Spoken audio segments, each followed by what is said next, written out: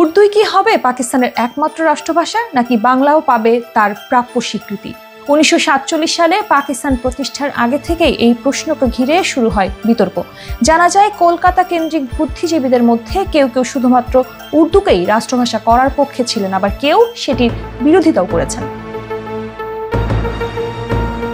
পূর্ব পাকিস্তানের জনগণের অধিকাংশই চেয়েছিল যেন বাংলাকে দেয়া হয় রাষ্ট্রভাষার মর্যাদা, কিন্তু তখনও এই দাবিটি সুসংগঠিতভাবে সামনে আসেনি। ঠিক এই সময়ে তমদ্দুন মজলিস নামের একটি সংগঠন প্রথমবারের মতো বাংলাকে রাষ্ট্রভাষা করার দাবি জানায় এবং গড়ে তোলে ভাষা আন্দোলনের ভিত্তি।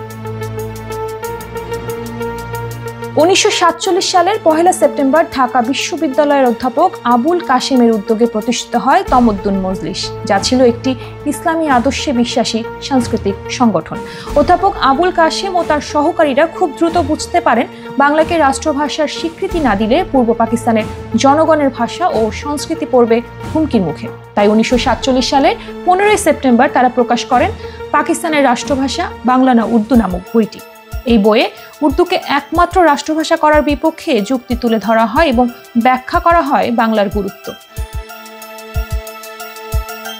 তমদ্দুন মজলিসের নেতৃত্বে 1947 সালের 1 অক্টোবর রাষ্ট্রভাষা সংগ্রাম পরিষদ গঠিত হয়, যা ভাষা আন্দোলনকে করে তোলে আরও বেগবান। সংগঠনটি বাংলার সংস্কৃতির পক্ষে জনমত পাঠানোর কাজ শুরু করে এবং দ্রুতই ব্যাপক সাড়া ফেলে। 1948 সালে পাকিস্তান সরকার যখন উর্দুকে একমাত্র রাষ্ট্রভাষা ঘোষণা করে, তখন শুরু হয় তীব্র প্রতিবাদ। এই সিদ্ধান্তের বিরুদ্ধে 1948 সালের মার্চে গঠিত হয় সর্বদলীয় কেন্দ্রীয় রাষ্ট্রভাষা কর্মপরিষদ। সেখানে তমদ্দুন মজলিসও সক্রিয়ভাবে যুক্ত হয়। সংগঠনের সদস্যরা ছাত্র ও সাংস্কৃতিক সংগঠনগুলোর সঙ্গে মিলে আন্দোলনকে আরও শক্তিশালী করে। তবে রাজনৈতিক দলগুলো যখন আন্দোলনের নেতৃত্ব দিতে শুরু করে, তখন তমদ্দুন মজলিস রাজপথের চেয়ে সাংস্কৃতিকভাবেই আন্দোলনকে এগিয়ে নিয়ে যেতে বেশি গুরুত্ব দেয়।